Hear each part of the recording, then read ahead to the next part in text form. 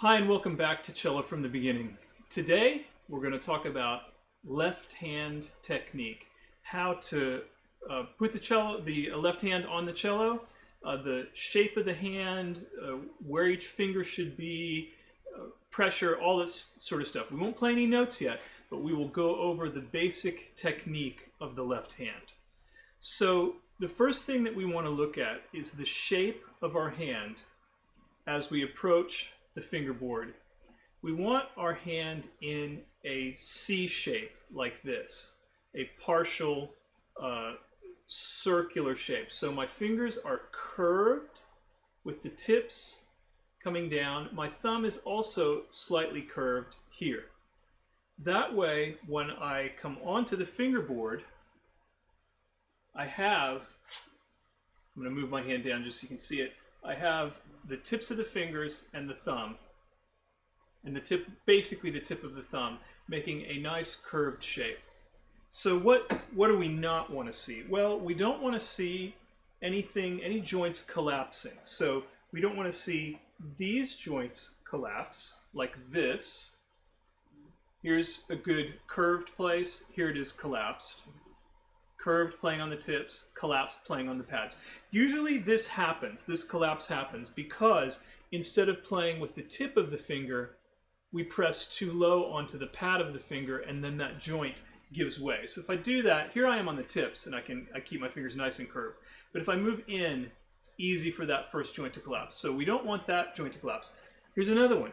We don't want this joint to collapse like this. Sometimes I see this with beginners as they start to push down here, this part of the hand collapses in. That's also bad. That's a no-no. So we want to keep that curved shape, no collapsing joints. And then finally on the thumb itself. So if I'm playing closer to the tip of the thumb, I'm going to be able to keep this curved shape. If I push my thumb in too far, that joint is going to collapse right away. That is almost always the cause of the collapsing thumb, is it's pushed in too far so that I'm again pressing down on this part of the thumb instead of here on the tip, and the joint just can't stay up for that, and that collapses the thumb. So no collapsing thumb, no collapsing joints here, no collapsing joints here either.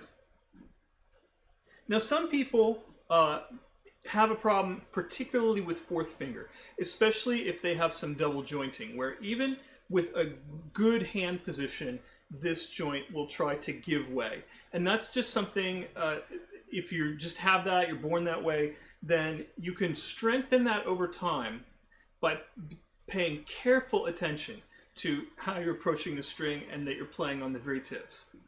Let's talk about something else. In order to play on the tips, have to have short fingernails. If I'm playing on the tip of my fingers and the fingernails are extending out past the tip of my finger or even up to the edge of the pads, I'm actually going to be playing with my fingernails against the fingerboard and I will not get good contact. So we have to have nice short fingernails on the left hand, at least on these four fingers. The thumb, it doesn't matter so much because the angle is different, so the thumbnail is actually pointing out that way.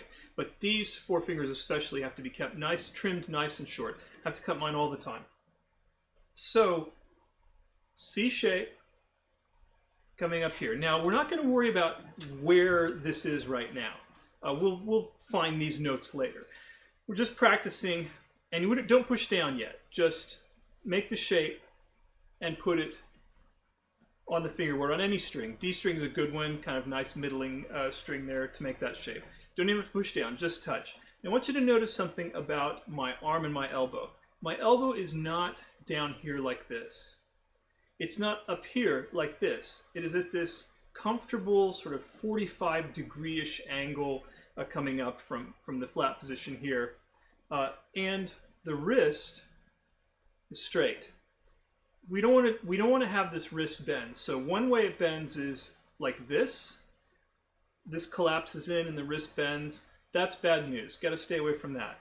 This often happens to people who try to switch from violin to cello because they're used to a certain position of their fingers. They come here and the wrist collapses. It's not like that on the violin, but when they bring it around like that and the elbow comes up, it collapses. So if you're switching from violin, pay careful attention to that.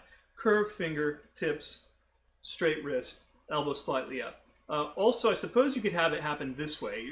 I don't see this much, but where the wrist could be bent the other way because the elbow's down. So this needs to stay in one kind of fixed plane, where we could almost run a rod or a stick across there, and it would keep it basically flat.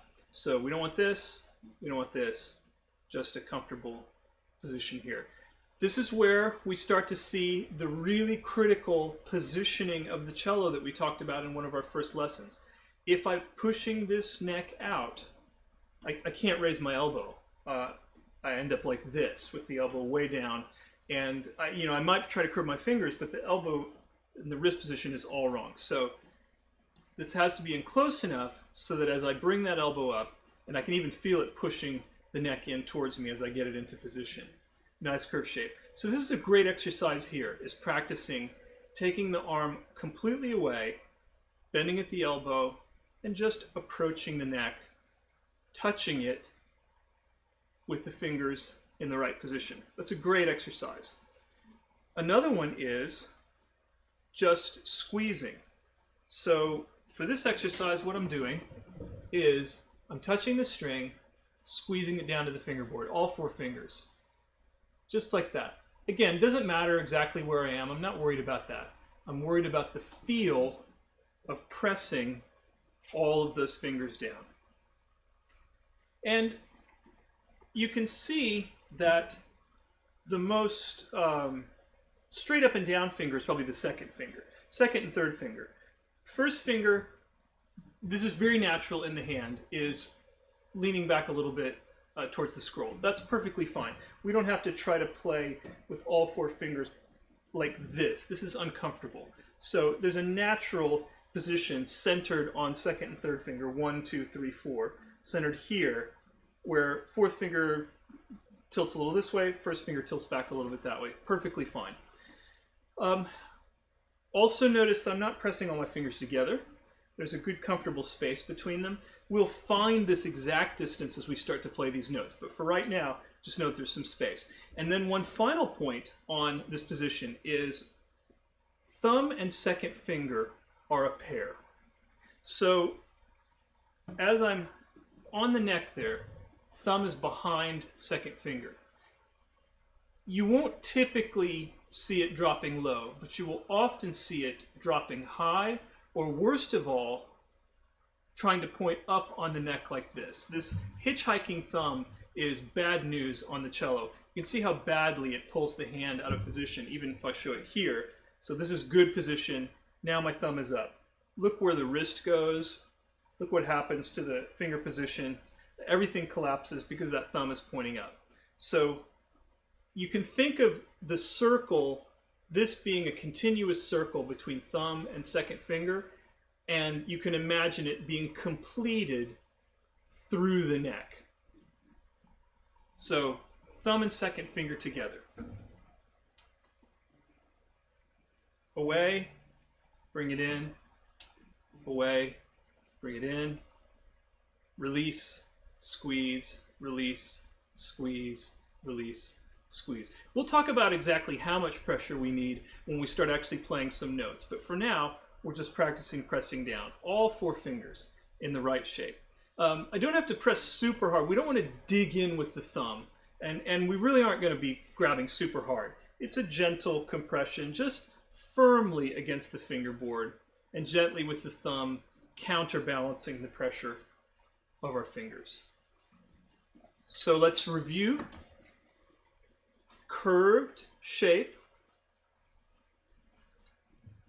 playing on the tips of the fingers and the tip of the thumb.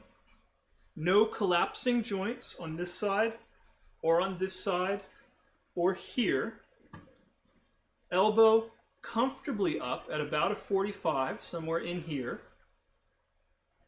Straight wrist, so that we can come away and back, just like this. So practice these exercises a lot for the next day or so. Just feeling the hand getting in position. You know, move around a little bit like this, feel it in different places on the neck. and then we will find first position next as we start to play some notes. We'll see you next time.